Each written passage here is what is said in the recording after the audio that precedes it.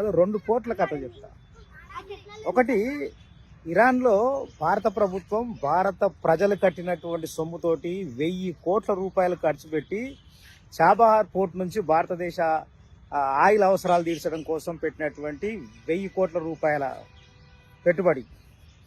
రెండోది, ఇజ్రాయిల్ హైఫాలో పోర్టుని ఇక్కడ ఉన్నటువంటి ఆదాని గ్రూపు దాదాపు 9 కోట్ల రూపాయలు అది పెట్టుబడి పెట్టింది.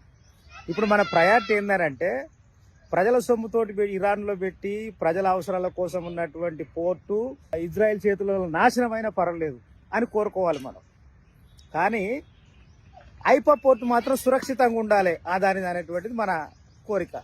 అందుకనే కదా ఇరాన్కు మీరు ఎట్లా మద్దతు చెప్తారని చెప్పేసి మాట్లాడుతున్నారు. ఇరాను భారత ప్రభుత్వానికి భారతదేశానికి ఎంత నమ్మకమైన మిత్రుడు ఉన్నదన్నటువంటి మర్చిపోయి ఈరోజు ఇజ్రాయెల్ పాట పాడుతున్నారు. కొంతమంది భక్తులు, వాళ్ళకు విపరీతమైనటువంటి భక్తి దేశం అంటే. మాట్లాడేటువంటి మాటలేంటి? నిన్న ఒక ఆయన విజయవాడలో ఉన్నటువంటి ఇంటర్నేషనల్ రిపోర్టర్, గతంలో పనిచేసినటువంటి రిపోర్టర్ మాట్లాడుతున్నాడు, ఇరాన్కు మద్దతు చెప్పేటటువంటి వాళ్ళందరినీ ఇరాక్ పంపించాలంట. అంటే ఒరే, నాకు అర్థం కాదు, యుద్ధము ఇరాన్కు ఇండియాకు జరుగుతుంది. అరే నాయన, నిజంగానే ఇరాన్కు ఇండియాకు యుద్ధం జరిగిందనుకో మనందరం ఇండియాకే మాట్లాడుతాం. కానీ యుద్ధం జరుగుతుంది ఇజ్రాయిల్ అమెరికా కూటమికి ఇరాన్కి మధ్యలో జరుగుతుంది. ఇప్పుడు రెండిట్లలో ఎవరికి మద్దతు చెప్పాలి మనం? అంటే 18,000 పసిపిల్లలని, ఇంకో అనేక వేల మందిని ఊచకోతకు చంపినటువంటి ఒక దురంకారమైనటువంటి ఇజ్రాయిల్కి మద్దతు చెప్పాలా? భారతదేశానికి నమ్మకమైనటువంటి మిత్రుడు ఉన్నటువంటి ఇరాక్కు మద్దతు చెప్పాలి? అంటే మీ ప్రకారం ఇజ్రాయెల్కి మద్దతు చెప్పాలి, ఇరాన్కు మద్దతు చెప్పకూడదు. ఇది మీ దేశభక్తి, మీ మానవత్వం. అన్ని వేల మంది పసిపిల్లలను చంపినటువంటి వాడికి మద్దతు ఇవ్వడానికి సిగ్గు అనిపించట్లేదా? అసలు ఇజ్రాయెల్ ఏం చేసింది? అది 2 కోట్ల కథ చెప్తా. ఒకటి, ఇరాన్లో భారత ప్రభుత్వం భారత ప్రజలు కట్టినటువంటి సొమ్ముతోటి 1000 కోట్ల రూపాయలు ఖర్చు పెట్టి చాబహార్ పోర్ట్ నుంచి భారతదేశ ఆయిల్ అవసరాలు తీర్చడం కోసం పెట్టినటువంటి 1000 కోట్ల రూపాయల పెట్టుబడి.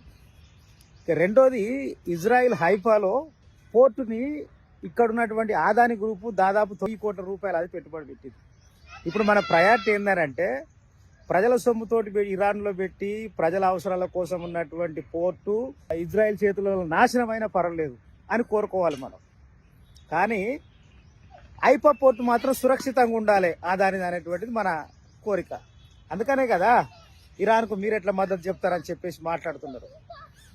ఇరాను భారత ప్రభుత్వానికి భారతదేశానికి ఎంత నమ్మకమైన మిత్రుడు ఉన్నదన్నటువంటి మర్చిపోయి ఈరోజు ఇజ్రాయెల్ పాట పాడుతున్నారు. కొంతమంది భక్తులు, వాళ్ళకు విపరీతమైనటువంటి భక్తి దేశం అంటే. మాట్లాడేటువంటి మాటలేంటి? నిన్న ఒక ఆయన విజయవాడలో ఉన్నటువంటి ఇంటర్నేషనల్ రిపోర్టర్, గతంలో పనిచేసినటువంటి రిపోర్టర్ మాట్లాడుతున్నాడు, ఇరాన్కు మద్దతు చెప్పేటటువంటి వాళ్ళందరినీ ఇరాక్ పంపించాలంట. అంటే ఒరే, నాకు అర్థం కాదు, యుద్ధము ఇరాన్కు ఇండియాకు జరుగుతుంది. అరే నాయన, నిజంగానే ఇరాన్కు ఇండియాకు యుద్ధం జరిగిందనుకో మనందరం ఇండియాకే మాట్లాడుతాం. కానీ యుద్ధం జరుగుతుంది ఇజ్రాయిల్ అమెరికా కూటమికి ఇరాన్కి మధ్యలో జరుగుతుంది. ఇప్పుడు రెండిట్లలో ఎవరికి మద్దతు చెప్పాలి మనం? అంటే 18,000 పసిపిల్లలని, ఇంకో అనేక వేల మందిని ఊచకోతకు చంపినటువంటి ఒక దురంకారమైనటువంటి ఇజ్రాయిల్కి మద్దతు చెప్పాలా? భారతదేశానికి నమ్మకమైనటువంటి మిత్రుడు ఉన్నటువంటి ఇరాక్కు మద్దతు చెప్పాలి? అంటే మీ ప్రకారం ఇజ్రాయెల్కి మద్దతు చెప్పాలి, ఇరాన్కు మద్దతు చెప్పకూడదు. ఇది మీ దేశభక్తి, మీ మానవత్వం. అన్ని వేల మంది పసిపిల్లలను చంపినటువంటి వాడికి మద్దతు ఇవ్వడానికి సిగ్గు అనిపించట్లేదా? అసలు ఇజ్రాయెల్ ఏం చేసింది?